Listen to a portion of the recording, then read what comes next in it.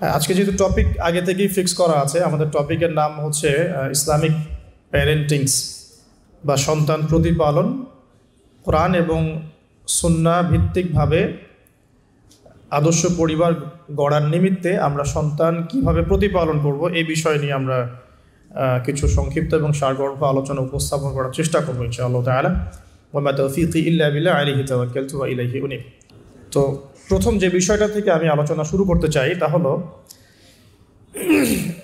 আল্লাহ রাব্বুল আলামিন সূরাতুত তাহরিম এর 6 নম্বর আয়াতে বলেছেন, বা'দা আউযু বিল্লাহি মিনাশ শাইতানির রাজীম, আল্লাহ পাক বলছেন, ইয়া আইয়ুহাল্লাযীনা আমানু, হে মুমিনগণ, কু আনফুসাকুম ওয়া আহলিকুম নারা, তোমরা নিজেরা জাহান্নামের আগুন থেকে বাঁচো, পরিবার বর্গকে জাহান্নামের আগুন থেকে বাঁচাও। আলাইহা মালাইকাতুন গিলাযুন শিদাদ, যেই জাহান্নামে কঠোর হৃদয়ের ফেরেশতারা আছেন। লা ইয়াসুনাল্লাহা মা আমারাহুম ওয়া ইয়াফআলুনা মা ইউমারুন, যেই ফেরেশতারা আল্লাহ পাক যা আদেশ করেন তা পালনে বিন্দু মাত্র ব্যত্যয় ঘটাবে না। আল্লাহ পাক যা আদেশ করবেন তারা তাই করবে, অর্থাৎ আযাবের ফেরেশতা আযাবই দিবেন ইনশাআল্লাহ তাআলা। আল্লাহ পাক এখানে মুমিনদেরকে একটা গুরুত্বপূর্ণ আদেশ করছেন, নিজে জাহান্নামের আগুন থেকে আগে নিজে বাঁচো, অতঃপর পরিবার বর্গকে বাঁচাও। তো পরিবার বলতে আমরা যা বুঝি, আমাদের স্ত্রী সন্তান, পিতামাতা, আত্মীয় স্বজন, সব কিছু মিলেই আমাদের পরিবার। তো যুগের এই যে আবর্তন, এখন যে যুগটাতে আমরা বসবাস করছি, এখানে আমরা দেখতে পারি যে যৌথ পরিবারগুলোর সংখ্যা ক্রমান্বয়ে কমে আসছে এবং একক পরিবার বেড়ে যাচ্ছে। এবং একক পরিবারের মধ্যে আগের মতো শান্তি, শৃঙ্খলা, স্থিতিশীলতা, হৃদ্যতা, ভালোবাসার বেশ ঘাটতি দেখা যাচ্ছে আর কি। এবং ম্যাক্সিমাম পরিবারে দেখা যায় সন্তান প্রতিপালনের ক্ষেত্রে আমরা এমন একটা প্রজন্মকে তৈরি করছি যেই প্রজন্মর হাতে কোরআন এবং সুন্নাহ নাই, এবং যেই প্রজন্ম কোরআন এবং সুন্নাহকে হাতে নিয়ে চলমান বিশ্বের সংকটগুলো মোকাবেলাও করতে পারছে না। তো এই সময়ে সবচেয়ে গুরুত্বপূর্ণ একটা টপিক হচ্ছে ইসলামিক প্যারেন্টিংস, কীভাবে আমরা সন্তান প্রতিপালন করব।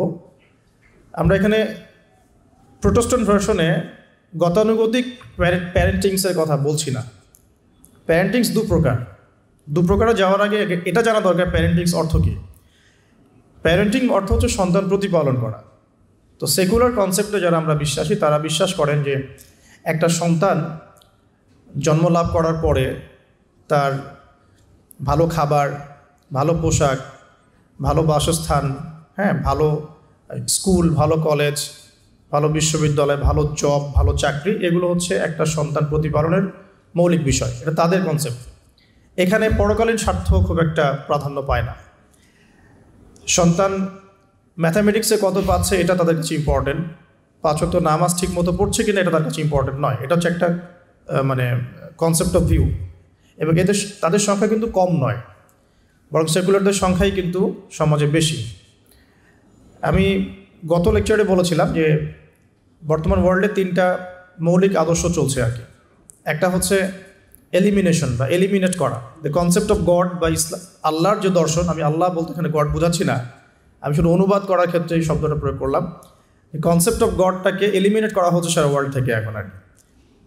ওয়ার্ল্ডের মধ্যে যে দর্শনগুলো চলছে, প্রথম দর্শন যেটা ছড়িয়ে দেওয়া হচ্ছে সারা বিশ্বে, এটা হলো the elimination of concept of god. আল্লাহর বা গডের যে অস্তিত্ব, এটাকে এলিমিনেট করা হচ্ছে।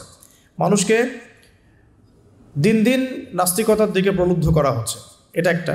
সেকেন্ড হচ্ছে মেটেরিয়ালিজম বা বস্তুবাদিতা। আমাদেরকে বোঝানো হচ্ছে, শেখানো হচ্ছে যে আমরা এই দুনিয়ার জন্যেই বাঁচব, পরকালের কথা পরে চিন্তা করা যাবে। দুনিয়ার ভোগবিলাস, চাকচিক্য, আমাদের ব্যবসা বাণিজ্য, আমাদের স্ট্যাটাস, বাড়ি গাড়ি, পলিটিক্যাল পাওয়ার, এগুলোই সব কিছু। পরকালটা পরে। পরকালকে মুখ্য ভেবে দুনিয়াকে করব এমন আদর্শ খুব একটা দেখা যাচ্ছে না। আর তৃতীয়টা হচ্ছে চ্যালেঞ্জ ছুড়ে দেয়া, চ্যালেঞ্জ থ্রো করা। কার বিপক্ষে? আল্লাহর ওহির বিপক্ষে। আল্লাহ পাকের যে ওহির জ্ঞান, যেটাকে আমরা রেভলিউশন বলি, এই রেভলিউশনের এগেনস্টে চ্যালেঞ্জ ছুড়ে দেওয়ার একটা দর্শন দেখা যায়। দেখবেন ইসলামের এটা কেন, ওটা কেন, এটা কেন করবো, ওটা কেন করবো না, পর্দা কেন, কেন চুরি করলে চোরে হাত কাটতে আল্লাহ পাক বললেন, কেন জেনার শাস্তির কথা বললেন, কেন মাদকদ্রব্য খেলে সমস্যা কী, গান শুনলে কী সমস্যা, চ্যালেঞ্জ ছুড়ে দেওয়া হচ্ছে ইসলামের এগেনস্টে আর কি।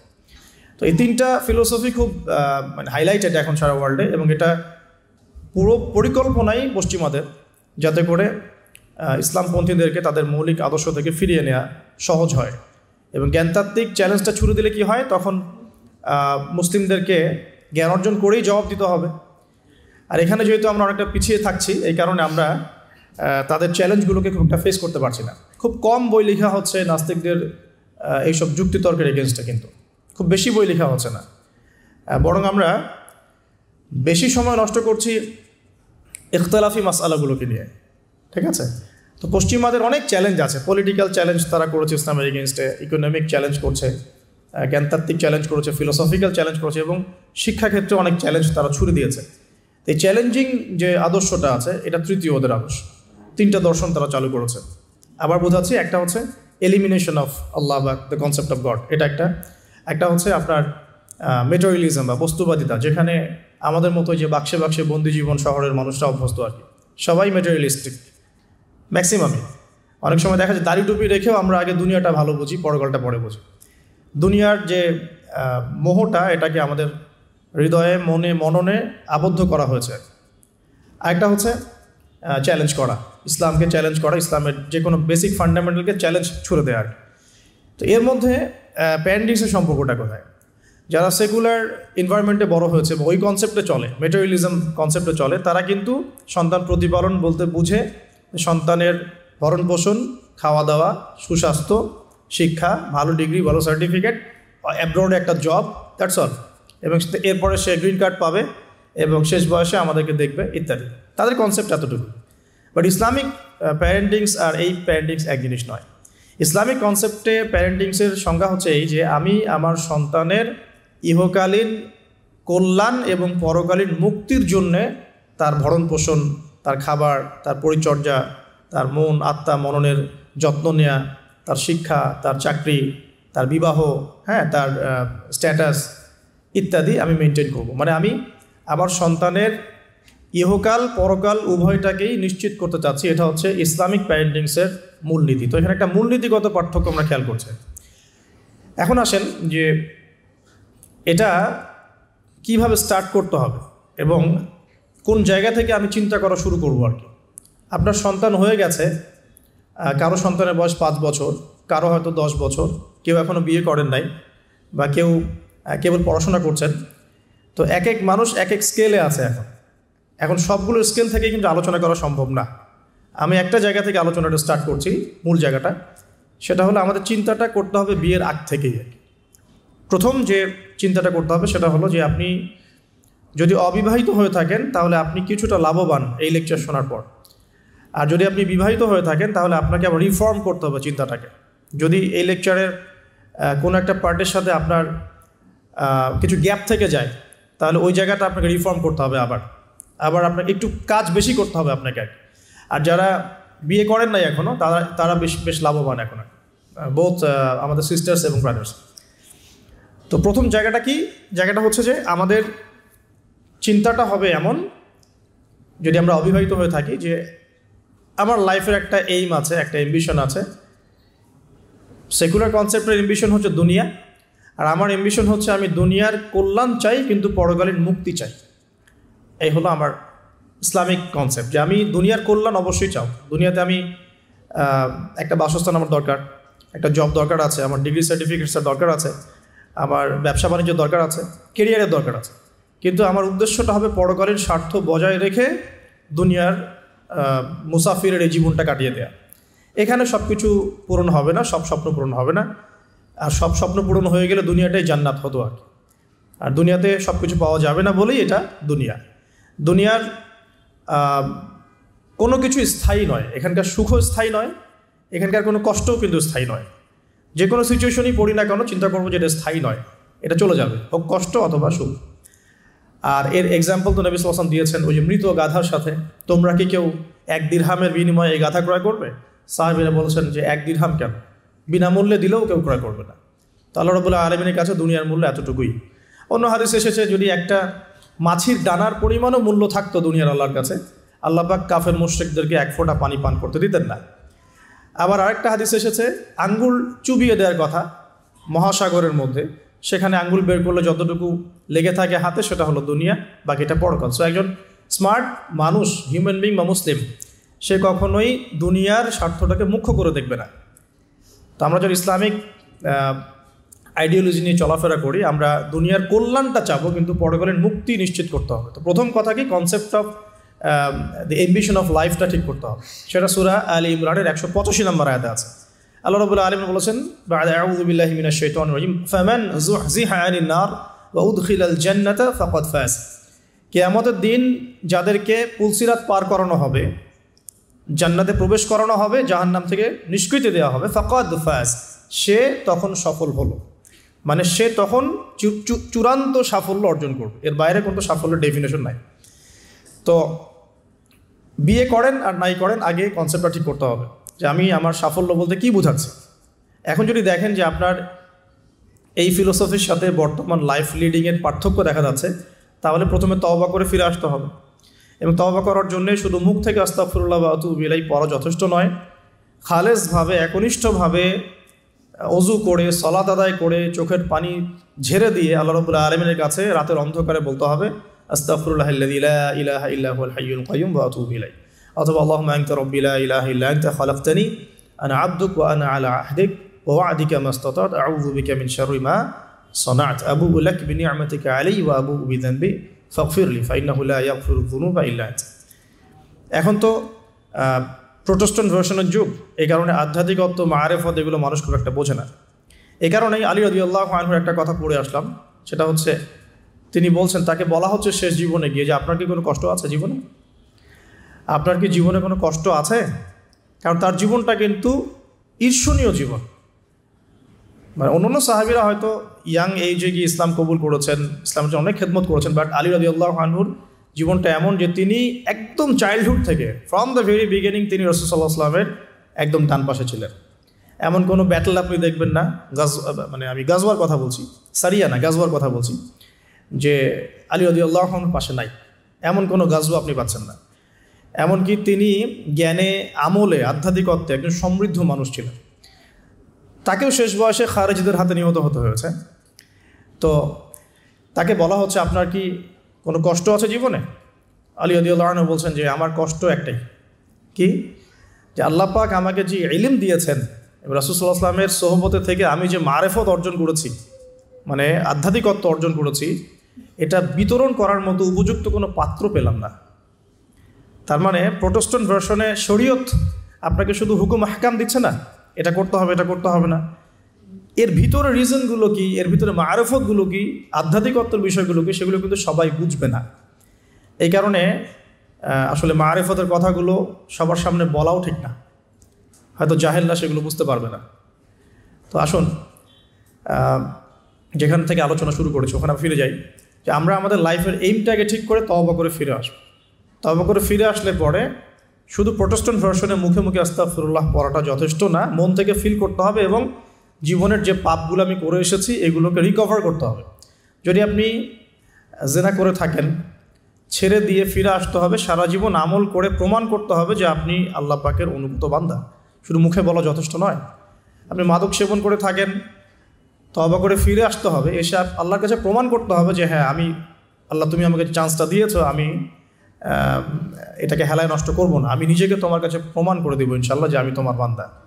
এভাবে প্রত্যেকটা পাপ, সুদ খেয়েছেন, অন্যের সম্পদ আত্মসাৎ করেছেন, হারাম টাকা থাকলে ফেরত দিতে হবে, আত্মসাৎ করে থাকলে ফেরত দিতে হবে, ঠিক আছে, অন্যের হক নষ্ট করলে সেটা ফেরত দিতে হবে।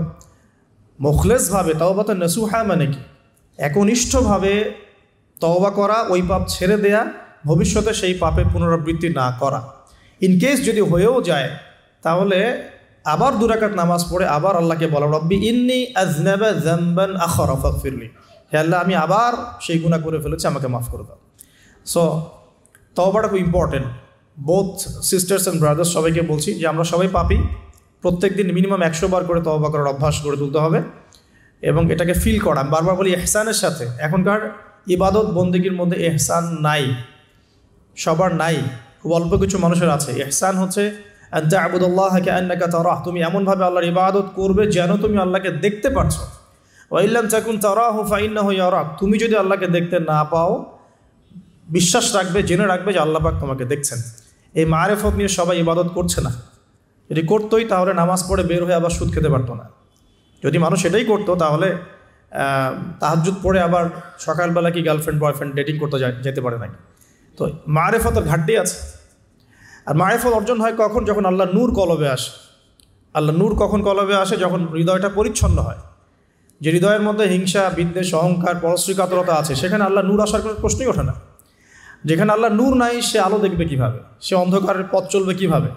সে কিভাবে ঘ্রাণ পাবে? ঘ্রাণ পাওয়ার তো প্রশ্নই ওঠে না, কারণ কলবে তো নূর নাই। আল্লাহ পাক তো সবাইকে সব কিছু দিবেন না। তো এখন আসুন যে আমরা যদি তওবা করে ফিরে আসতে পারি, এখন আমি আমার লাইফটাকে গুছিয়ে নিব। লাইফটা গুছাতে গেলে আমার লাগবে এডুকেশন। এখন আমার এডুকেশন সেক্টর যেটাই হোক, আমাকে ইসলামিক এডুকেশন আবার শিখতে হবে। এর বেসিক যে সিলেবাসটা আছে এটা আমাকে কভার করতে হবে। কিভাবে করবেন এটা আপনার চ্যালেঞ্জ। এটা আপনি মাদ্রাসায় করতে পারেন, আপনি ইসলামিক ইউনিভার্সিটিসগুলোতেও পড়তে পারেন, বা আপনার যে সেকুলার ইনস্টিটিউশনে পড়ছেন সেখানে পড়েও প্রাইভেটলি যে কোনোভাবে হোক আপনাকে এটা কভার করতে হবে। এটা আপনার চ্যালেঞ্জ। এটা কিভাবে বাস্তবায়ন করবেন সেটা সিচুয়েশন ডিফার করবে, মানুষের সবার একরকম হবে না।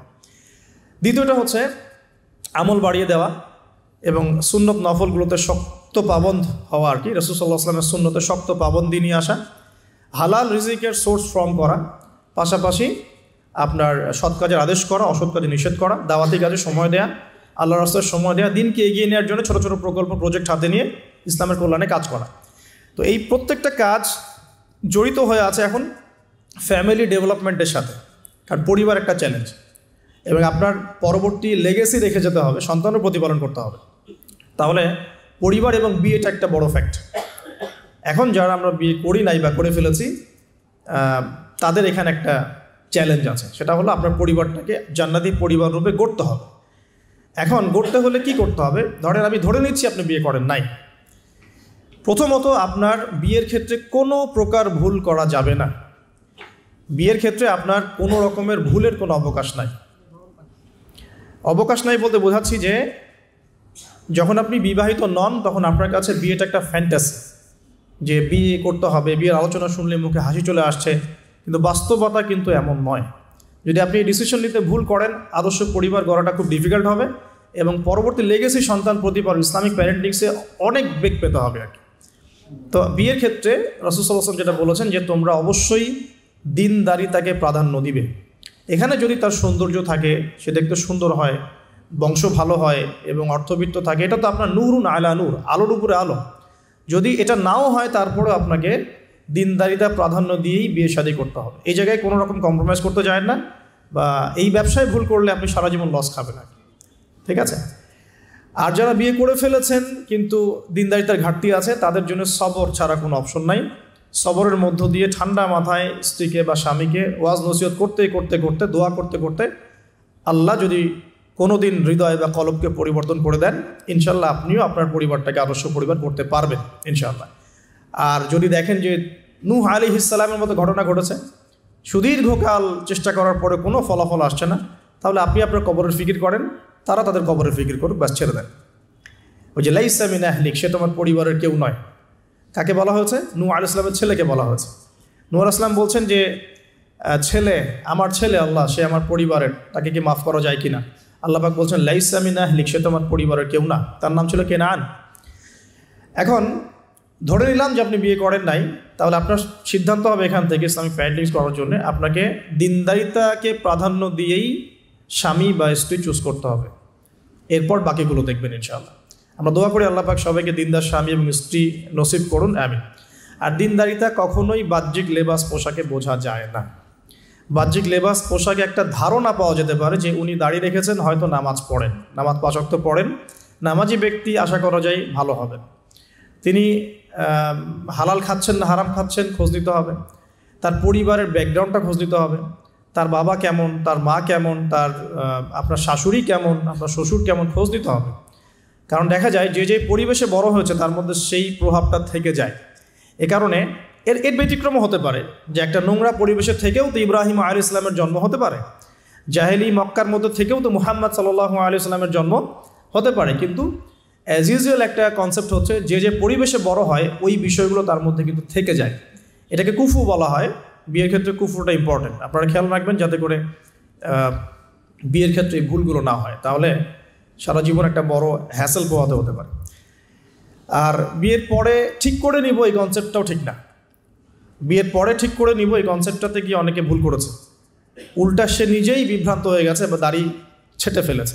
স্ত্রীকে তো পর্দা করাতে পারেনি, উল্টো দাড়ি ছেটে ফেলেছে। এরপর আপনার লাইফটা শুরু হবে। বিয়ের সময় অবশ্যই মোহরটা কম করার চেষ্টা করেন, সামর্থ্য অনুযায়ী কম করার চেষ্টা করেন বলছি। যদি আপনার সামর্থ্য থাকে 1 কোটি টাকা মোহর দেওয়ার, অবশ্যই দিবেন, কিন্তু সবার তো ওই সামর্থ্য থাকবে না। তাই মোহরের যে বিজনেসটা সমাজ আমরা দেখি, অহেতুক প্রতারণা করা, 20 লাখ 30 লাখ মোহর লিখে ফেলে পরবর্তীতে না দেয়া, মাফ নিয়ে নেওয়া, এটা চিটিংস, প্রতারণা মেয়েদের সাথে। আর একই সাথে আমরা যে যৌতুকে অভ্যস্ত হয়েছি, এটা একটা গায়রতহীনতার পরিচয়, ব্যক্তিত্বহীনতার পরিচয়। বিয়ের টোটাল কস্ট বিয়ের করবে ছেলের পরিবার। মেয়ের পরিবার যদি খুশি হয়ে কিছু দেয় সেটা নিতে কোনো আপত্তি নেই, খুশি হয়ে উইলিংলি কিছু দিলে নিতে আপত্তি নেই, চাপ প্রয়োগ করা যাবে না, যৌতুক তো বলাই যাবে, টোটালি নিষিদ্ধ, হারাম, ইসলামে টোটালি হারাম। এরপরে লাইফ শুরু হবে। ধরে নিলাম যে আলহামদুলিল্লাহ ক্যাপলের মধ্যে ইসলামিক আন্ডারস্ট্যান্ডিং আছে, এখন তারা পরিবার শুরু করবেন আলহামদুলিল্লাহ। বিয়েটা খুব সহজ করবেন। যে বিয়ে যত বেশি সহজ সেই বিয়েতে তত বেশি বরকত, যে বিয়েতে যত কঠিন, লৌকিকতা বেশি, এটার বরকত তত কম হবে। বিয়ের অনুষ্ঠানগুলোর ক্ষেত্রে কোনো রকম বেপরদামির সুযোগ দিবেন না, যত সহজে ইসলামিকভাবে করে ফেলা যায় করে ফেলবেন। অনেকে দেখা যায় প্রেম করে নিজেরাই কাজী অফিসে গিয়ে বিয়ে করে ফেলছেন, এটার সাথে আমি একমত না। কারণ এখানে সাক্ষীর প্রয়োজন আছে, অভিভাবকের প্রয়োজন আছে, মোহরের প্রয়োজন আছে, কালিমা লা ইলাহা ইল্লাল্লাহর উপস্থিতিতে খুতবার বিয়ের প্রয়োজন আছে। তো এভাবে ম্যারেজগুলো যেগুলো হচ্ছে বেশিরভাগই আমাদেরকে জেনার দিকে নিয়ে যাচ্ছে, এবং দীর্ঘস্থায়ী জেনা, 1 দিন 2 দিন না, বছরের পর বছর থাকছেন, জেনা করতেই আছে। তো একটা পয়েন্টস মিস করেছি, একটু টাচ করে দিই, যে বিয়ের আগে নিজেদেরকে পবিত্র করে নিয়ে নাকি, যদি অপবিত্র জীবনেও থাকেন বিয়ের আগেই নিজেকে পবিত্র করে নিয়েন। কারণ এটাই স্বাভাবিক যে একজন পবিত্র সত্তা আরেকজন পবিত্র সত্তাকে পাবে, এটাই স্বাভাবিক। অপবিত্রতার পবিত্রতা কখনো একসাথে হয় না, যদি একসাথে হয়ে যায় তখন বিশ্বযুদ্ধ লেগে যাবে আর কি। কথা বুঝতে পারছেন?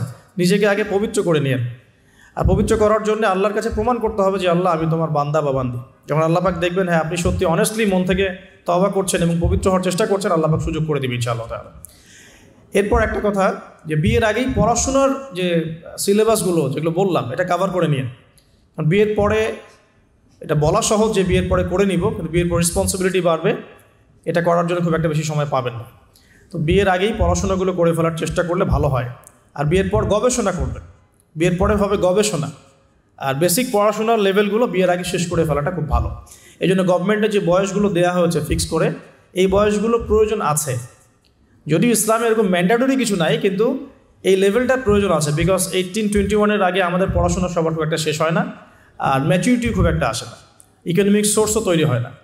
বিয়ের আগে কমপক্ষে একটা হালাল ইকোনমিক সোর্স তৈরি করেন, তাহলে আপনার গায়রত ব্যক্তিত্ব কমে যাবে। যখন পুরুষদেরকে কারো কাছে হাত পাততে হয় তখন তাদের ব্যক্তিত্ব কমে যায়। আর পুরুষরা যখন স্বাবলম্বী থাকে, হোক সেটা মাসিক 10,000 বা 20,000ই হোক না কেন, স্বাবলম্বী থাকলে তারা গায়রতের পরিচয় দিতে পারবে ইনশাআল্লাহ। কারণ একটা কথা আছে যে ডলার টক্স, মানে ডলার বা টাকা, মানি টক্স, মানে কথা বলে আর কি।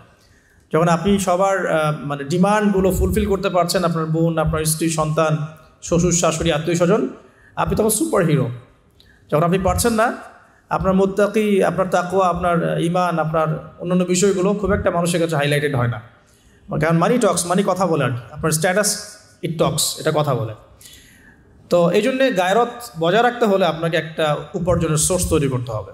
এর জন্যে আমি বলি যে সূরা ওয়াকিয়া পড়েন, চাষটের নামাজে অভ্যস্ত হন, সেজদায় গিয়ে আল্লাহকে বলেন আল্লাহুম্মা কফিনি বিহালালিকা আন হারামিক ওয়া আগনিনি বিফাদলিকা আম্মান সিওয়াক। ইনশাআল্লাহ হালাল রিজিকের পথ প্রশস্ত হবে ইনশাআল্লাহ। আর হারামে যায় না, কারণ পরবর্তী প্রজন্ম তখন হারামখোর হয়ে বড় হবে আর কি। আসুন সামনে যাই। এবার বিয়েটা সহজ করে ফেলেন। করার পর স্বামী স্ত্রী তাদের মধ্যে যে সম্পর্কটা, এই সম্পর্কটা শুরু হবে 2 রাকাত সলাত থেকে।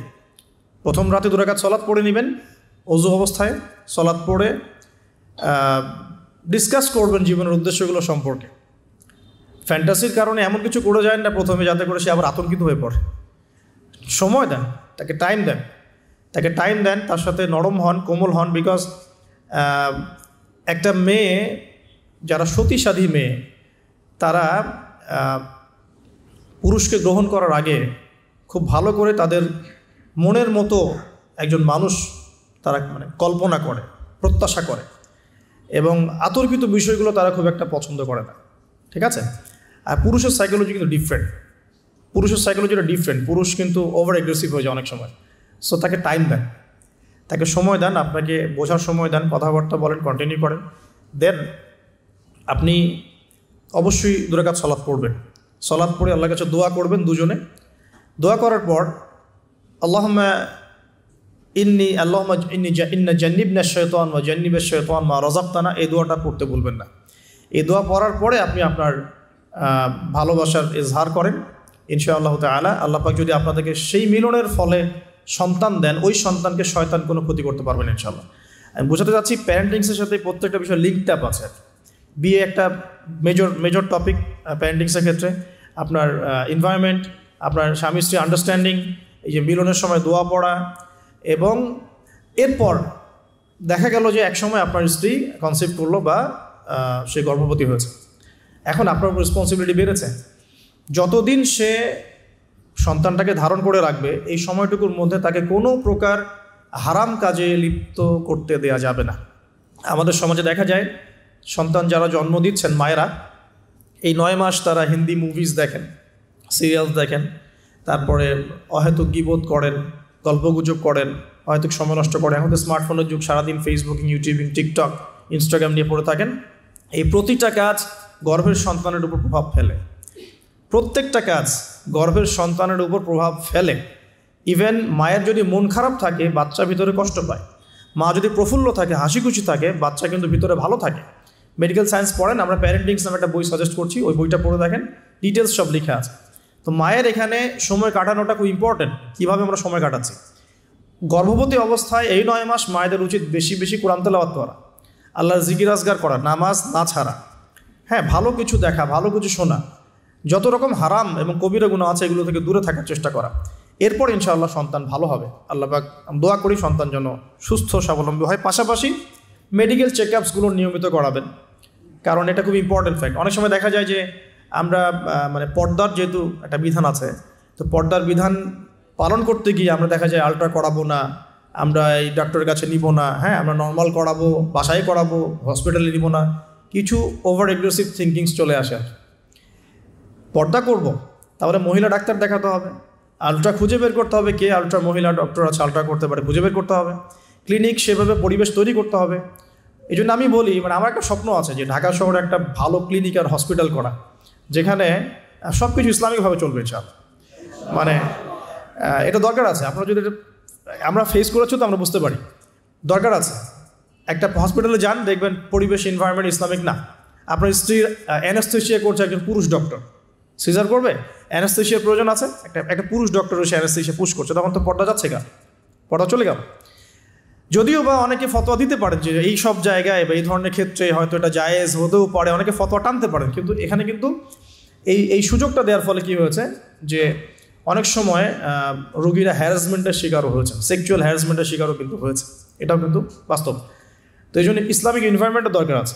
খুঁজে বের করতে হবে যে ইসলামিক ডক্টর কে আছেন, যিনি শরীয়ত বোঝেন, মহিলা ডক্টর কারা আছেন, অ্যানাস্থেশিয়া মহিলা কারা আছে, বা আলট্রা করতে পারে মহিলা কারা আছে, খুঁজে বের করে মেডিকেল চেক আপ নিয়মিত করতে হবে। আর নর্মাল ডেলিভারি ইসলামের বিধান ঠিকই, ইসলাম এভাবেই চলেছে, সিজার এসেছে অনেক পরে, এবং এই ব্যাপারে শেষ জামানার হাদিসও আছে, আমি একটা লেকচারে বলেছিলাম। তবে কিছু কিছু ক্ষেত্রে সিজারের প্রয়োজন হতে পারে, ডক্টররা ভালো বুঝতে পারবেন। তবে এখানে দেখা যায় সাইকোলজিক্যালি অনেক সময় ডক্টররা কী করেন, রোগীদের সাথে একটু সাইকোলজিক্যাল টর্চার শুরু করেন আর কি, ভয় দেখানোর একটা প্রবণতা দেখা যায়। পরে আমরা বলি আচ্ছা ঠিক আছে করে ফেলেন। তো এখানে একটা বিজনেস জড়িত আছে, আপনারা খুব ভালো করেই জানেন এখানে একটা বিজনেস জড়িত আছে। আর যখন একটা মায়ের একটা সিজার হয়ে যায়, পরবর্তী বাচ্চাগুলো কিন্তু নর্মাল হওয়া খুব ডিফিকাল্ট, এবং তার সারা জীবন একটা হ্যাসেল তাকে পোহাতে হয়। যাদের হয়েছে তারা জানে। তো আর নর্মাল হলে আপনি যে আমাদের আগে দাদি নানি দেখবেন 11টা বাচ্চা, আমার নানির 11টা বাচ্চা, 12টা বাচ্চা আমার নানির, আর এক নানির আমার 11টা বাচ্চা, সব নর্মাল, কোনো সমস্যা হয়নি। তারা কিন্তু ফ্রেশ খাবার খেতেন, ভালো এনভায়রনমেন্টে থাকতেন, কায়িক পরিশ্রম করতেন, তারা ফিজিক্যালি স্ট্রং ছিলেন। এখনকার মেয়েরা এমন নয়, ফিজিক্যাল স্ট্রাকচার দুর্বল, কায়িক পরিশ্রম কম, ফুড হ্যাবিট ভালো না, ঠিক আছে, ফুড হ্যাবিটটা টোটালি অন ইসলামিক, ঘুমের ঠিক নাই, খাওয়ার ঠিক নাই, হ্যাঁ, এক্সারসাইজ নাই, অনেক কিছুই নাই, দেখবে তারা ফিজিক্যালি উইক, মেন্টালি উইক, তখন দেখা যাচ্ছে সিজারের প্রয়োজন হয়, নর্মাল ডেলিভারি করতে পারে না। তো এই জায়গায় ডিফার করবে আমাদের ক্ষেত্রে।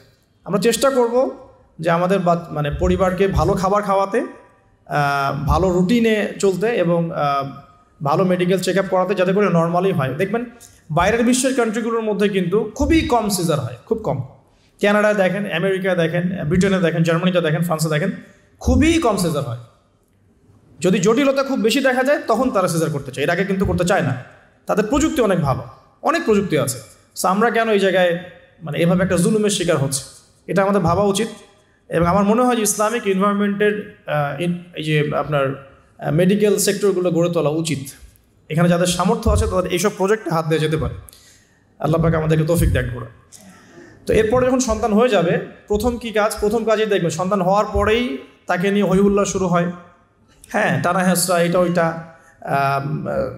কী বলবো, অপারেশন থিয়েটারে অহেতুক কথাবার্তাগুলো হয়, এই কথাগুলো সন্তানের কানে প্রবেশ করে। অথচ সুন্নাহ হচ্ছে সন্তান হয়ে গেলে তাকে নিয়ে আল্লাহর কাছে দোয়া করার পর তার কানে আল্লাহু আকবার, আল্লাহু আকবার, আশহাদু আল্লা ইলাহা ইল্লাল্লাহ, আমরা যে আজান দিই আশহাদু আন্না মুহাম্মাদুর রাসূলুল্লাহ, এটা কানের মধ্যে শোনানো, এটা একটা সুন্নাহ, গুরুত্বপূর্ণ সুন্নাহ। তারপর তাকে তাহনিক করা উচিত।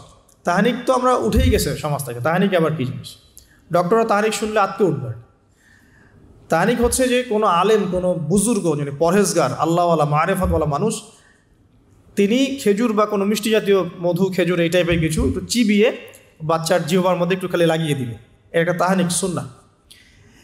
তো এখন মুখে তো জর্দার, পান আর সিগারেট, তো এই মুখ দিয়ে তো তাহনিক হবে না, হবে তো আল্লাহওয়ালা সত্যিকারের মানুষ খুঁজে বের করতে হবে। যাই হোক, যদি আপনি না পারেন, খুঁজে না পান, আপনি আপনার সন্তানের তাহনিক করেন, যথেষ্ট। আপনি দোয়া করেন, 2 রাকাত নামাজ পড়ে আল্লাহ শুকরিয়া আদায় করেন। আমি নিজের জীবনের ঘটনা থেকে বলছি আর কি।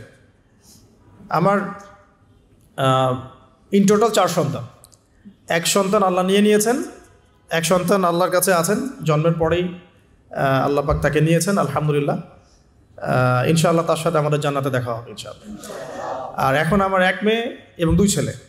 তো প্রত্যেক ছেলে এবং মেয়ের সময় ওয়াইফকে ঢোকানো হয়েছে, আমি জায়নামাজেই, যতক্ষণ পর্যন্ত বাচ্চা আমার হাতে আসে না আমি জায়নামাজেই ছিলাম। এবং আমি দেখেছি যে আল্লাহ যে আছেন, আল্লাহ যে মানুষের এত কাছে, আল্লাহ যে দোয়া কবুল করেন, শোনেন, মানে আমি হৃদয় থেকে উপলব্ধি করেছি। এই কথাগুলো তো বোঝানো যাবে না, এগুলো তো আমি কোনো দলিল বা প্রমাণ দিয়ে আপনাকে বোঝাতে পারবো না। এটা আপনি ফেস করলে না, ফিল করলে বুঝতে পারবেন। তো সেজদায় দোয়া করতে করতে চোখের পানি ফেলার সাথে সাথে দেখা যায় যে নার্স এসে বলেছে আমাকে যে আর কাঁদতে হবে না, এই যে মেয়ের কান্না শোনেন। এমন হয়েছে আমার সাথে। কারণ মানে স্ত্রীর যে প্রসব বেদনা, এটা দেখে কিন্তু স্বামী আসলে ঠিক থাকতে পারে না, তাদের প্রচণ্ড কষ্ট হয়। এবং এই কষ্টটা এই কারণেই হয়তো নবী সাল্লাল্লাহু আলাইহি ওয়াসাল্লাম বলেছেন, তোমার সবচেয়ে সেরা অধিকার পাওয়ার, ভালো ব্যবহার পাওয়ার অধিকার রাখে তোমার মা, এরপর তোমার মা, তারপরেও তোমার মা, এরপর তোমার বাবা। তো মায়ের এই যন্ত্রণা শুধু মায়েরাই বুঝতে পারবে। তো আপনি যদি জান্নাত পেতে চান, মায়ের সেবা করেন, মায়ের খেদমত করেন, মাকে সন্তুষ্ট রাখেন, ইনশাল্লাহ জান্নাত পেয়ে যাবেন ইনশাআল্লাহ। আর এই যুগে কিন্তু মা বাবার সাথে দাসীর মতো আচরণ করা হয় আর কি। তো খেয়াল রাখবেন এই বিষয়গুলো, মায়ের হকটা কখনো নষ্ট করেন না। আর তার মেয়েদের প্রতি একটাই আমার মানে তাদের প্রতি আমার কনসেপ্ট অফ ভিউ হচ্ছে এরকম যে কঠিন হয়ে তাদের সাথে কোনো লাভ নাই। আসলে আদতে আলটিমেটলি কঠিন হয়ে কোনো লাভ নাই। 2-1 দিন হয়তো ঝগড়াঝাটি হতে পারে, মনোমালিন্য হতে পারে, কিন্তু কঠিন হয়ে তাদেরকে লাইনে আনা খুব একটা যায়। নরম হয়ে বুঝিয়ে সুঝিয়েই, ভালো ব্যবহার, ভালোবাসা, মহব্বত দিয়েই সম্ভব ওদের মন জয় করা, আদারওয়াইজ সম্ভব না। আসুন, এরপরে আজান হবে, তাহনিক হবে, 7ম দিনে গিয়ে আপনি আকিকা করবেন। যদি করতে না পারেন 14 দিনে, যদি তাও করতে না পারেন 21, এভাবে সুযোগ আছে আকিকা করার। তবে 7ম দিন আকিকা করা সুন্নাহ। আকিকাটা কি? এটা হচ্ছে আপনার সন্তানের জানের বদলে একটা জানের উৎসর্গ।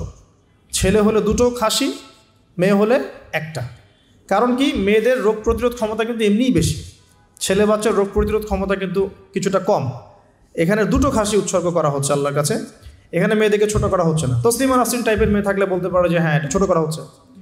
তো আশা করবো যে আমাদের এখানে এমন কোনো মেয়ে নাই।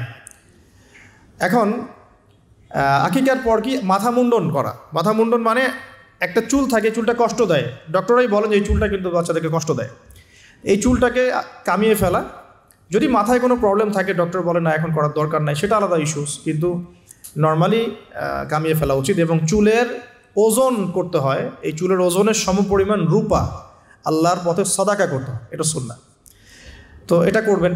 তারপরে আকিকা করলেন, আকিকা আপনি যেভাবে গোশত বন্টন করেন সেভাবে করবেন। বাচ্চা এখন জন্ম হয়েছে, আপনাদের নতুন অধ্যায় শুরু, এই প্যারেন্টিংস আপনার এখন শুরু হচ্ছে আর কি। এখন আপনার জন্য প্যারেন্টিংস বইটা আমি সাজেস্ট করছি এবং আমি চিস্ট কিছু বলে দিচ্ছি আর কি। দেখুন, আদম আলাইহিস সালামের দুই ছেলের সম্পর্কে প্যারেন্টিংসের মধ্যে কথা এসেছে। আদম আলাইহিস সালামের 2 ছেলের সম্পর্কে কিন্তু কথা এসেছে। 1 নাম্বার হাবিল কাবিলের ঘটনা মনে আছে? 2 সন্তান পরস্পরে হিংসা বশত কিন্তু এক ভাই এক ভাইকে হত্যা করে ফেললো। যদি আপনাদের একাধিক সন্তান থাকে, কারো প্রতি পক্ষপাতিত্ব করতে যায় না, তাহলে কিন্তু হাবিল কাবিলের মতো সম্পর্ক করে উঠবে আর কি। আর এই যুগে তো হাবিল কাবিলের সম্পর্ক এখনও চলছে। এখানে বহু কাবিল ঘুরে বেড়াচ্ছে দাড়ি টুপি নিয়েই, তাই না? এখন হাবিল কাবিল সম্পর্ক তো এখন আছে আর কি। কুরবানি কবুল হচ্ছে, আমারটা হচ্ছে না কেন? খেদমত হচ্ছে, আমি পারছি না কেন? মানুষ ওখানে ছুটছে, আমার কাছে আসে না কেন? ওই ওয়াজে 2 লাখ লোক হচ্ছে, আমার ওয়াজে হচ্ছে না কেন? হাবিল কাবিল সম্পর্ক তো আছেই আর কি এখন। তো কাবিল কি করবে? হাবিলকে এলিমিনেট করার চেষ্টা করবে, হাবিলকে দুনিয়া থেকে সরাতে হবে, তাহলে সে সফল, তার ধারণা এমন। অথচ এই কাজের ফলে কি হয়েছে? তার আমল নামে সমস্ত খুনের গোনা কিন্তু যাচ্ছে একটা একটা করে। আল্লাহ পাক সবসময় সত্যের সাথে থাকেন, অনেস্টির সাথে থাকেন। আল্লাহ পাক সবসময় নূর এবং মারিফতওয়ালা মানুষের সাথেই থাকেন। আল্লাহ পাক কখনোই ইবলিস এবং কাবিলের সাথে থাকেন। আল্লাহ পাক বোঝার তৌফিক দেখ। সামনে যান, নূহ আলাইহিস সালামের জীবনেও কিন্তু প্যারেন্টিংস আছে। দেখেন, এক সন্তান ইসলাম কবুল করছে না। তো এমন হতে পারে যে দীর্ঘদিন আমার একাধিক সন্তান, আমি আমার সর্বোচ্চ পরিশ্রম করছি সন্তানের পিছনে, তাদের ভরণ পোষণ, খাওয়া দাওয়া, এডুকেশন সব কিছু, তারপরেও জীবনের এক পর্যায়ে গিয়ে একজন বিভ্রান্ত হয়ে গেছে। এটা হতে পারে, এটারও সুযোগ আছে। এতে আপনি দোষী হবেন না ইনশাআল্লাহ, কারণ আপনি আপনার চেষ্টাটা অব্যাহত রেখেছিলেন। তো একটা কথা বলতে ভুলে গেলাম, যে ওই যখন হাবিল কাবিলের কথা এসেছে তখন একটা কথা বলতে ভুলে গেছে, যে ওই ইউসুফ আলাইহিস সালামের কথা মনে আছে নিশ্চয়ই। তো এই যে 11 সন্তান, 11 ভাই যে ইউসুফ আলাইহিস সালামের এগেনস্টে যে ষড়যন্ত্র করছে, কারণ কি? কারণ বাবা ইউসুফকে খুব বেশি ভালোবাসে, বাবা ইউসুফকে অনেক আদর করে, তার খুব খুব চমৎকার সুন্দর দেখতে। এমন হয় না যে একটা বাচ্চা খুব সুন্দর, বা আপনার বড় মেয়ে আপনি বেশি আদর করেন, একটু বেশি আদর করেন, হ্যাঁ। তো এই জায়গাটা কিন্তু সতর্ক থাকতে হবে, যে সন্তান একাধিক হয়ে গেলে আবার হিংসাত্মক মনোভাব গড়ে না ওঠে। এই জন্যে ছোটোবেলা থেকে শিক্ষা দিতে হবে যে সে তোমার বড় আপু, সে তোমার ভাই, হ্যাঁ। সবাইকে আপনার একটা ইনসাফ প্রতিষ্ঠা করতে হবে। কোরআনে অনেক দলিল আছে। আপনি ইব্রাহিম আলাইহিস সালামের ঘটনা দেখেন, যে তার সন্তানকে মানুষ করেছে তার মা হাজরা আলাইহিস সালাম। ইব্রাহিম আলাইহিস সালাম কিন্তু সেখানে রেখে চলে আসছেন, মানুষ করেছে কিন্তু তার মা। তো যেই হাজরা আলাইহিস সালাম বলছেন যে ইয়া ইব্রাহিম, হে ইব্রাহিম, আপনি আমাদেরকে কেন এখানে রেখে যাচ্ছেন? তখন ইব্রাহিম আলাইহিস সালাম বলছেন যে আল্লাহর আদেশে। তখন হাজরা আলাইহিস সালাম বলছেন যে যদি আল্লাহর আদেশে আপনি আমাদেরকে এখানে রেখে যান, জনমানব শূন্য বিরান একটা জায়গায়, তাহলে ইনশাআল্লাহ আল্লাহ আমাদেরকে ধ্বংস করবেন না। এই যে তাওয়াক্কুল আল্লাহর প্রতি, একজন তাওয়াক্কুলকারিণী মায়ের গর্ভ থেকে জন্ম নিয়েছে ইসমাইল আলাইহিস সালাম। ওই সন্তানকে যখন ইব্রাহিম আলাইহিস সালাম আরও কয়েক বছর পরে এসে বলছেন, ইন্নী আরা আফিল মানামি আন্নী আযবাহুকা, আমি স্বপ্নে দেখেছি তোমাকে জবাই করছি, ফানজুর মায়াদা তারা, তোমার রায় কি আমাকে বলো। ওই সবরকারিণী মায়ের গর্ভ থেকে জন্ম নেয়া, তাওয়াক্কুলকারিণী মায়ের গর্ভ থেকে জন্ম নেওয়া সন্তান এবার বলছে, ইয়া আবাতি, হে আমার বাবা, ইফআল মা তুমার, আপনি তাই করুন যা আপনাকে আদেশ করা হয়েছে। সাতাজিদুনি ইনশাআল্লাহ মিনাস সাবিরিন, আমাকে ইনশাআল্লাহ আপনি সবরকারী পাবেন। তো এখানে মায়ের রোলটা দেখেন, মা যেমন হবে সন্তান তেমন হতেই পারে, মা যেমন হয় সন্তান কিন্তু তেমনই হয়, স্বাভাবিক এটা। মা যদি সন্তানকে হৃদ্যতা ভালোবাসা দিয়ে বড় করে, সন্তান দেখবেন বড় হয়ে সবাইকে ভালোবাসে। মা যদি সন্তানকে কনফিডেন্স দেয় যে বাবা তুমি পারবে, জীবনে অনেক কিছু করতে পারবে, তোমার মধ্যে এই প্রতিভা আছে, ইনশাল্লাহ তুমি পারবে, সন্তান বুস্ট আপ পিছন থেকে পারবে ইনশাআল্লাহ। মা যদি সন্তানকে ত্যাগ করে, দুধ পান না করায়, ফ্যামিলিস্টদের মতো দুধ পান না করিয়ে যে আপনার বেবি সিটারদের কাছে মানুষ করায় আর কি, হ্যাঁ, ডে কেয়ার সেন্টারে মানুষ করায়, দেখবেন সন্তান ছোটোবেলা থেকে একটা হতাশা, হীনমন্যতা, নিঃসঙ্গতায় ভোগে আর কি। এখন এলিট সোসাইটির মধ্যে এই সমস্যাটা আছে না, নিঃসঙ্গতায় ভোগে তারা। কিন্তু মা যদি সন্তানকে দেখা যায় খুব শাসন করে, বেশি প্রহার করে, সন্তান কঠোর হয়ে যাবে, মনটা একটু শক্ত হয়ে যাবে। তো পিতামাতার সন্তানের প্রতি অ্যাটিটিউডটা একটা বড় ফ্যাক্ট, যে সন্তান বড় হয়ে কী হবে। হিটলারের জীবনী পড়ে দেখেন, সে বলছে আমার পিতা আমাকে খুবই মায়ের মারতো আর কি, খুবই পিটাইতো। তো বড় হয়েও শিখছে আর কি, যে পিটাইলেই কাজ হয়, যদি কিছু করতে হবে তো পিটাইলেই কাজ করতে হবে। এরপরে সে যে পিটানো শুরু করছে সবাইকে গণহারে, কিছু কিছু ক্ষেত্রে অবশ্য কাজ হয়েছেও, হ্যাঁ আমরা মনে করি কিছু ক্ষেত্রে কাজ অবশ্য হয়েছে। তো আসলে সবসময় ওয়াজ নসিহত করে কাজ হয় না, মাঝে মাঝে মায়ের দরকার আছে। আচ্ছা, এবার আসেন সামনে। এই যে সন্তান জন্ম নিল ইসমাইল আলাইহিস সালাম হাজরা আলাইহিস সালামের গর্ভ থেকে, মা যেমন হলো সন্তান তেমন হলো কিন্তু।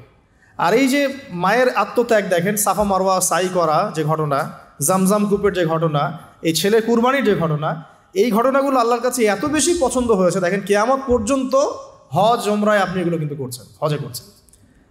অথচ এটা কিন্তু ইব্রাহিম আলাইহিস সালামের যুগের ঘটনা, আমরা কিয়ামত পর্যন্ত এই ঘটনাগুলো ফলো করছি আর কি।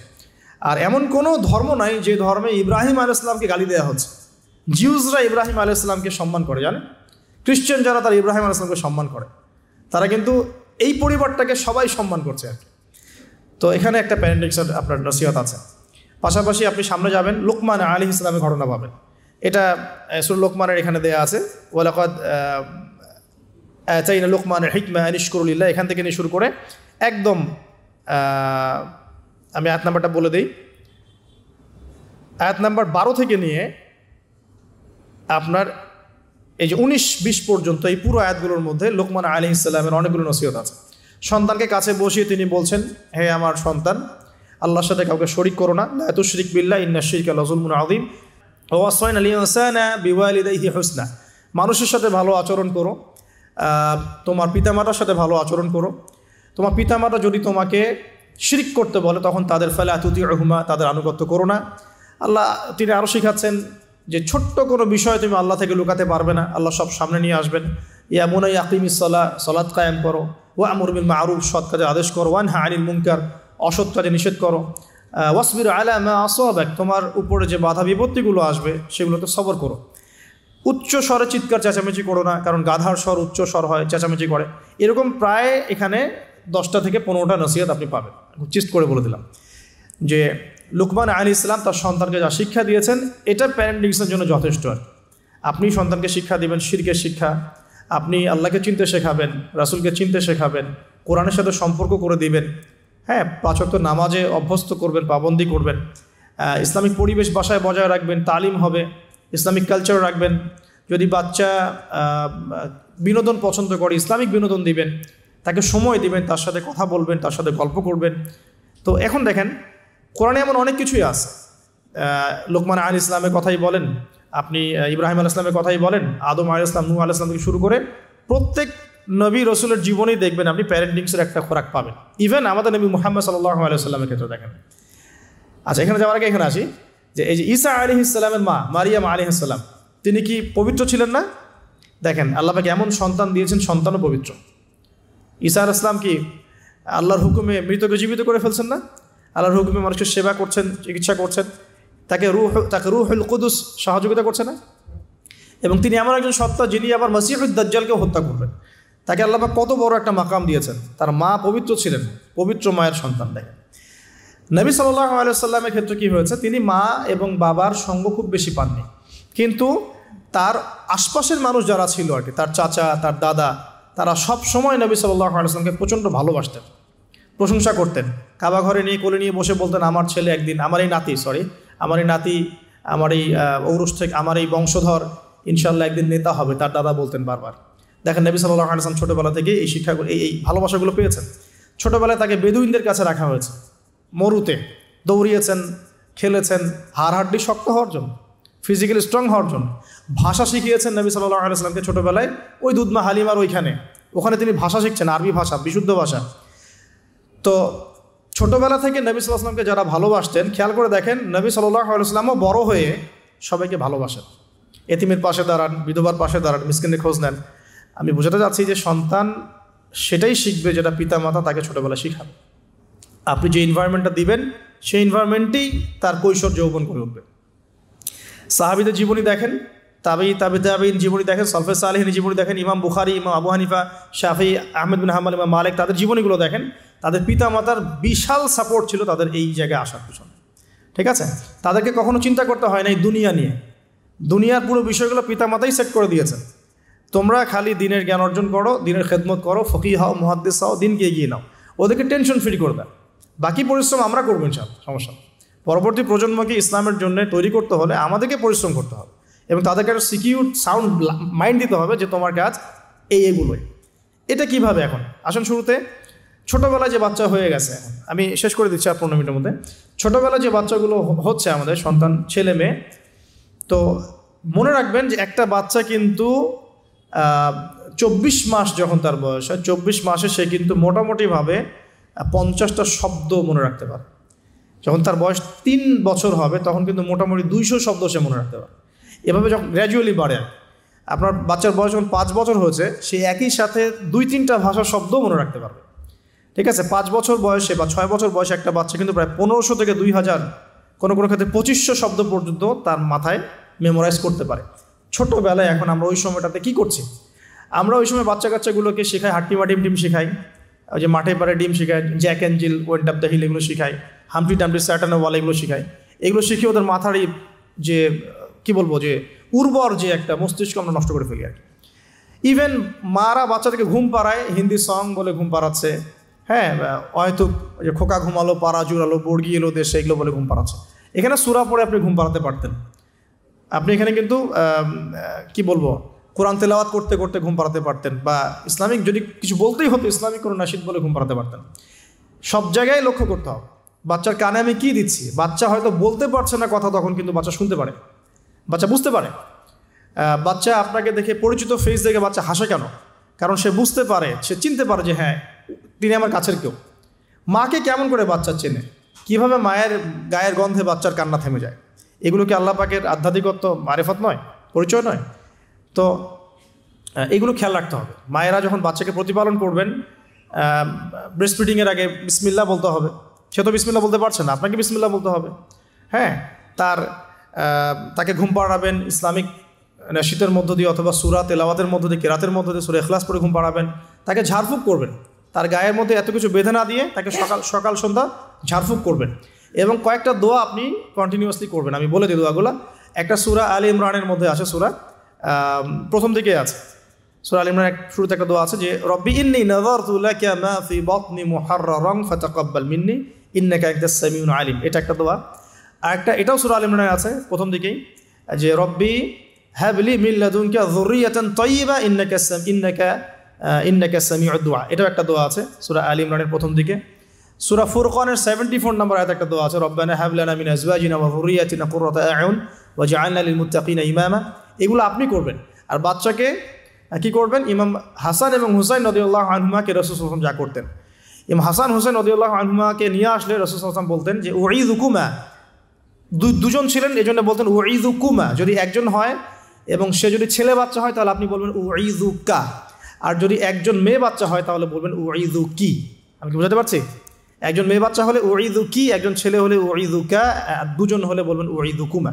তো উঈযুকা দিয়ে শুরু করলাম। তো উঈযুকা বিকালিমাতিল্লাহি তাম্মা মিন কুল্লি শাইতানিন ওয়া হাম্মা ওয়া মিন কুল্লি আইনিন লাম্মা। এই দোয়াগুলো পড়ে বাচ্চাকে ঝাড়ফুঁক করতে হয়। বদনজর লাগতে পারে, চোখের নজর লাগতে পারে। তো এই দোয়াগুলো করা, পাশাপাশি সূরা ফালাক, নাস, ইখলাস এগুলো পড়ে ঝাড়ফুঁক করা, সূরা ফাতিহা পড়ে ঝাড়ফুঁক করা, বাচ্চা ভালো থাকবে ইনশাআল্লাহ। বাচ্চাকে যে ঘরে রাখবেন সেখানে কোনো প্রকার ছবি মূর্তি রাখবেন না, বাচ্চা রাত্রেবেলা ভয় পেয়ে কাঁদতে পারে, এগুলো করতে যাবেন না। ফিডিংটা ভালো দিবেন, ব্রেস্ট ফিডিং চেষ্টা করবেন। যদি কোনো কারণে মায়েদের কোনো প্রবলেম থাকে সেটা ডিফারেন্ট ইস্যুস, তবে ব্রেস্ট ফিডিংটাই চেষ্টা করবেন। এতে মায়ের সাথে বাচ্চার একটা অন্তরঙ্গ সম্পর্ক তৈরি হবে, এটা বাচ্চার হক। এবার বাচ্চা যখন বড় হচ্ছে ওকে আজে বাজে কিছু শেখাবেন না, আস্তে আস্তে কথা বলা শিখবে, পরিবেশ পরিস্থিতি বোঝা শিখবে। তাকে সময় দিবেন, এক নাম্বার তাকে সময় দিবেন, তার সাথে গল্প গুজব করবেন, তাকে নিয়ে ঘুরবেন, তার সাথে খেলবেন, হ্যাঁ, তাকে আনন্দ দিবেন। আপনি আপনার টাইমের একটা অংশ তার জন্য ফিক্স রাখবেন, যে বাচ্চার জন্য ফিক্স রাখবেন। আর সব দায়িত্ব শুধু মায়ের উপর ছেড়ে দিবেন না, পুরুষের উপর অনেক দায়িত্ব আছে। এবার গ্র্যাজুয়ালি সে বড় হবে, পিতার সময় পিতার হকটা যেন পিতার থেকে পায়, মায়ের হকটা মায়ের থেকে পায়। এবার শিক্ষার কথা আসবে। ওকে এমন জায়গায় পড়াবেন না যেখানে পড়ালে তার কচি আত্মাটা নষ্ট হয়ে যায়। ফার্স্ট অফ অল পরিবারের পরিবেশ ঠিক করলাম। এখন ওকে যদি বাইরে পাঠাচ্ছি, আমি বাইরে এখন কোথায় পাঠাচ্ছি? আমি তাকে বাইরে যদি এমন জায়গায় পাঠাই যেখানে গেলে তার কচি আত্মাটা নষ্ট হয়ে যাবে, সে সেক্সুয়াল হ্যারাসমেন্টের শিকার হবে, সে ফ্রি মিক্সিং শিখবে, সে হামটি ডামটি এসব শিখবে, অন ইসলামিক কালচার অভ্যস্ত হবে। হ্যাঁ, এমন হয়ে যাবে আমার বাচ্চা লাইলাতুল কদর চিনে না, 31st নাইট চিনে, তারপর তো সমস্যা। তাহলে ওকে আমাকে পড়াশোনার ক্ষেত্রে এমন এনভায়রনমেন্ট দিতে হবে যে এনভায়রনমেন্টটাতে সে দুনিয়ার জ্ঞানগুলো অর্জন করতে পারে, পাশাপাশি পরকালীন জ্ঞান অর্জন করতে পারে। আল্লাহকে চেনে, রাসূলকে চেনে, কোরআনকে চেনে, হাদিস সুন্নাহ এগুলো যেন চেনে এবং জানে। এই জন্য ইনস্টিটিউশন কোথায়, প্রশ্ন হচ্ছে এটা। এখন যদি থাকে আলহামদুলিল্লাহ, খুব ভালো। যদি না থাকে, আমাদের পরবর্তী প্রজন্মকে বাঁচানোর স্বার্থে হলেও আমাদেরকে এরকম প্রতিষ্ঠান গড়ে তুলতে হবে। কারণ যেগুলো আছে সেগুলোকে আপনি চেঞ্জ করতে পারছেন না। যদি মাদ্রাসা দিয়ে দেন, ম্যাক্সিমাম মাদ্রাসা একমুখী শিক্ষা দিয়ে দিচ্ছে, কম্বাইন্ড এডুকেশন এখানে খুব একটা পাওয়া যাচ্ছে না। যেটা পাওয়া যায় সেটা প্রয়োজনের তুলনায় নিতান্তই কম। যারা ওয়ার্ল্ড ডিল করেন তারা বুঝতে পারবেন। আবার সেকুলার জায়গায় দিয়ে দিলে কী হবে, সে তো ইসলাম থেকে টোটালি ডিটাচড হয়ে গেল আর কি। তো প্রতিষ্ঠানের রিফর্ম করতে হবে, অথবা নতুন করে গড়ে তোলার চেষ্টা করতে হবে, বা সিলেবাসে পরিবর্তন আনার চেষ্টা করতে হবে। এরপর যখন সে কৈশোরে যাবে, দেখবেন শৈশবের বীজটা ভালো ছিল, কৈশোরে ইনশাল্লাহ আপনার বাচ্চা টিকটক প্রজন্মের মতো হবে না ইনশাল্লাহ। কিশোর গ্যাংয়ে যোগ দিবে না ইনশাল্লাহ। ওই যে 8, 9, 10 পরে সিগারেট খাবে না ইনশাল্লাহ। 8, 9, 10 মেয়েরা তো অনেকে জেনা করে সতীত্ব নষ্ট করে ফেলছে না, এখন এরকম হবে না ইনশাল্লাহ। একটা পয়েন্ট বলতে ভুলে গেছে, মেয়ে বাচ্চা যদি হয়ে যায়, শুরু থেকেই পর্দা শেখাতে হবে। বড় হয়ে পর্দা করবে এই কনসেপ্টে যায় না। ফ্রম ভেরি বিগিনিং তাকে পর্দা শেখাতে হবে, এবং তার ব্যাপারে খুব বেশি সতর্ক থাকতে হবে। কারণ কাছের মানুষদেরকে দিয়েই মেয়েরা কিন্তু এখন সেক্সুয়াল হ্যারাসমেন্টের শিকার হচ্ছে, চাচার দ্বারা হচ্ছে, কাজিনের দ্বারা হচ্ছে, মামা দুলা ভাই ইত্যাদির দ্বারা হচ্ছে। সো এইগুলো বাসার মধ্যে অ্যালাউ করবেন না। আমি তো বলি যে মেয়ে বাচ্চাকে কার কোলে তুলে দিচ্ছেন সেটা তো সতর্ক থাকতে হবে। কার কোলে বাচ্চাকে তুলে দিচ্ছে, কারণ ম্যাক্সিমাম মানুষই তো পর্নোগ্রাফিতে আসক্ত না এখন। ওর কাছে তো বাচ্চা কিছুই না, বাচ্চা মানে ওর কাছে একটা বস্তু, ও তো বাচ্চাকে পেলে রেপ করে রেখে দিবে একেবারে। এটা হচ্ছে না অ্যাভেলেবল এখন। সো বাচ্চা মেয়েদের ক্ষেত্রে আরও বেশি সতর্ক থাকতে হবে। প্রয়োজনে মহিলাদের স্বতন্ত্র মাদ্রাসা গড়ে তুলে সেখানে আপনার মেয়েকে পড়াশোনা করান, এবং আপনার স্ত্রীকে সেই মাদ্রাসায় দায়িত্ব দেন। আপনার স্ত্রীকে সেখানে কাজে ইনভলভ করেন, যেন সে মনিটর করতে পারে। আর সিসি ক্যামেরার কোনো বিকল্প নাই, রাখতেই হবে। এখন এই যুগ চলছে আর কি, সিসি ক্যামেরার কোনো বিকল্প নাই, রাখতে হচ্ছে। ঠিক আছে? তো বাসায় কাদেরকে অ্যাক্সেস দিচ্ছেন, কাকে দিচ্ছেন না, পুরো বিষয়গুলো ঠান্ডা মাথায় ডিল করে আপনাকে আগাতে হবে। মেয়ে বাচ্চার ক্ষেত্রে অতিরিক্ত সতর্কতার কথা আমি বলছি আর কি। আর ছেলে বাচ্চার ক্ষেত্রে সতর্ক থাকবো কেন, বাইরের পরিবেশ তো আর আমার বাড়ির মতো না। বাইরের পরিবেশে গিয়ে যখন দেখবে যে মিথ্যা বলে কিছু আছে, প্রতারণা বলে কিছু আছে, ওকে কেউ ধমক দিচ্ছে, কেউ তাকে সেক্সুয়ালি টাচ করছে, ব্যাড টাচ গুড টাচ, ও বোঝার ক্ষমতা কিন্তু আর আছে কোনটা ব্যাড টাচ কোনটা গুড টাচ। এখন ও তো ভিতর থেকে ডিস্ট্রয়েড হয়ে যাবে। তখন কি হবে, এখানে সলিউশনটা কী হতে পারে, আপনাকে অ্যাজ এ ফ্রেন্ড জগৎটা থেকে বুঝাতে হবে যে বাবা মা, আসলে জগতে ভালো মানুষও আছে, পচা মানুষও কিন্তু আছে। ভালো কাজ যেমন আমরা যেমন নামাজ পড়ি, আমরা যেমন এইগুলো ভালো কাজ করি, পচা কাজও মানুষ করে। মানুষ কিন্তু এই করে। বাচ্চা কিন্তু প্রশ্ন করবে, বাবা এটা কেন, ওটা কেন, আব্বু এটা কেন, ওইটা কেন। সব প্রশ্নের উত্তর আপনাকে দিতে হবে। সব প্রশ্নের উত্তর দেওয়ার মতো আপনার ধৈর্য থাকতে হবে। কারণ আপনার ডিউটিটা কিন্তু বাইরে শেষ না, জব সেক্টরে ডিউটি শেষ না। বাসায় ঢুকবেন, ডিউটি শুরু হবে। বাসায় ঢোকার পর ডিউটি শুরু হবে। মেয়ে প্রশ্ন করবে, মেয়েকে নিয়ে ঘুরবেন, কথা বলবেন, তাকে জগৎ চিনাবেন। হ্যাঁ, আমার মেয়ে আমাকে বলছিল যে বাবা আমরা যে এরকম করে কাপড় পরি, ওই মেয়েগুলো যে কাপড় পরে নাই, কি অ্যান্সার দিব আমি? তো বললাম যে আম্মু, আসলে তাদের বাবা মা মনে হয় তাদেরকে এভাবে শিখায় নাই। আমরা যেমন তোমাদেরকে শিখাইছি, তাদের বাবা মা শিখায় নাই। ও মসজিদে যেতে খুব পছন্দ করে। তো মসজিদে যখনই যাই নিয়ে যান, আপনারাও নিয়ে যাবেন। আর আমাদের সমাজে তো মসজিদে নিয়ে গেলে ধমক দেয়, হ্যাঁ, ডিস্টার্ব হয়। আর টার্কির মতো জায়গায় দেখবেন, টার্কিতে মসজিদে ঢুকলে চকলেট দেয়, গিফট দেয়। নববীতেও এখন নবী হারামেও ছেলেমেয়েরা দৌড়াদৌড়ি করে খেলে বেড়ায়, মানুষ নামাজ পড়ছে, কোনো সমস্যা নেই। নামাজ আমার এতই দুর্বল যে একটা বাচ্চার দৌড়াদৌড়িতে আমার নামাজ ছুটে যাবে? আশ্চর্য কথা। হাসান হোসেন রাদিয়াল্লাহু আনহু মসজিদে দৌড়াতেন, খেলতেন। রাসূল সাল্লাল্লাহু আলাইহি ওয়াসাল্লাম খুতবা থামিয়ে দিয়ে তাদেরকে কোলে নিয়ে এসে আবার খুতবা দিয়েছেন। সেজদা করতেন তিনি, পিঠের মধ্যে ইমাম হাসান, ইমাম হোসেন রাদিয়াল্লাহু আনহুম তারা উঠতেন, উঠে বসতেন। তিনি সেজদা লম্বা করতেন যাতে তাদের ডিস্টার্ব না হয় খেলাধুলা। তা আজান হয়ে গেছে, আমি গুটিয়ে নিচ্ছি যে প্রিয় ভাইরা, বাসার এনভায়রনমেন্টটা ঠিক করতে হবে। পাশাপাশি বাইরে যখন আমি পড়াবো, আমাকে পড়ার উপযুক্ত এনভায়রনমেন্ট দিতে হবে। জগতের যে মানে অপারগতা, অসারতাগুলো আছে, মিথ্যা, প্রতারণা, হাবিজাবি, বেপরদামি, এগুলো ওদের সাথে ডিসকাস করে অ্যাজ এ ফ্রেন্ড আপনাকে এগুলো উত্তর দিতে হবে। তারপরে সে কৈশোরে গেলে ইনশাল্লাহ বিভ্রান্ত হবে না। তাকে ফিজিক্যালি শেষ করে দিয়ে আর 2 মিনিট তাকে ফিজিক্যালি স্ট্রং করার চেষ্টা করবেন। তার খাবার যেন মানে নিউট্রিয়াস খাবার সে পায় সেটা ইনশিওর করবেন। তার বাসায় যেন এডিকশনে না পড়ে, স্মার্টফোন, ল্যাপটপস, এই যে এইগুলো কার্টুনস, এগুলো এডিকশনে না পড়ে খেয়াল রাখবেন। ইসলামিক এনভায়রনমেন্ট তৈরি করেন, প্রয়োজনে ইসলামিক কার্টুনস দেখান, হ্যাঁ, ইসলামিক কালচারে বড় করেন। পিতামাতার মধ্যে সম্পর্কটা যেন হৃদ্যতার, ভালোবাসার থাকে, এটা খেয়াল রাখেন। কারণ এগুলো বাচ্চা ফলো করবে যে আপনি কীভাবে আপনি ওয়াইফের সাথে কথা বলেন, কীভাবে আপনি ডিল করেন। নামাজে গেলে বাচ্চাকে নিয়ে যান, ইসলামিক কনফারেন্সগুলোতে বাচ্চাকে নিয়ে আসবেন, মানে প্রতিটা ক্ষেত্রে ওকে ইনভলভ করতে হবে আর কি। এভাবে আস্তে আস্তে যখন সে দেখবেন টিনেজে চলে গেছে, তখন সে ভালো মন্দ নিজেই বোঝা শিখবে। এরপর ইনশাআল্লাহ তাআলা দেখবেন ওই বাচ্চা ছোটোবেলায় দেখবেন তার হিপস কমপ্লিট হয়ে গেছে, মাশাআল্লাহ, ভালো ইনস্টিটিউশনে পড়েছে, সে হাদিসের ইবারত পড়তে পারে, হাদিস বোঝে, বাংলা ইংরেজি অঙ্ক সায়েন্স সবই বোঝে, সে কিন্তু ডিনামাইট হবে ইনশাআল্লাহ। তারপর তাকে লাইফের অ্যাম্বিশন শেখাতে হবে। তোমার লাইফের রিজিকের টেনশন তোমাকে করতে হবে না, তোমাকে আল্লাহ সৃষ্টি করেছেন আল্লাহর দাসত্ব করার জন্য, আল্লাহর জমিনে তার দিন প্রতিষ্ঠার জন্য। তোমার কাজ এখন আল্লাহর জমিনে আল্লাহর দিনকে প্রচার প্রতিষ্ঠা করা। বাকি বিষয় আমরা দেখবো ইনশাআল্লাহ।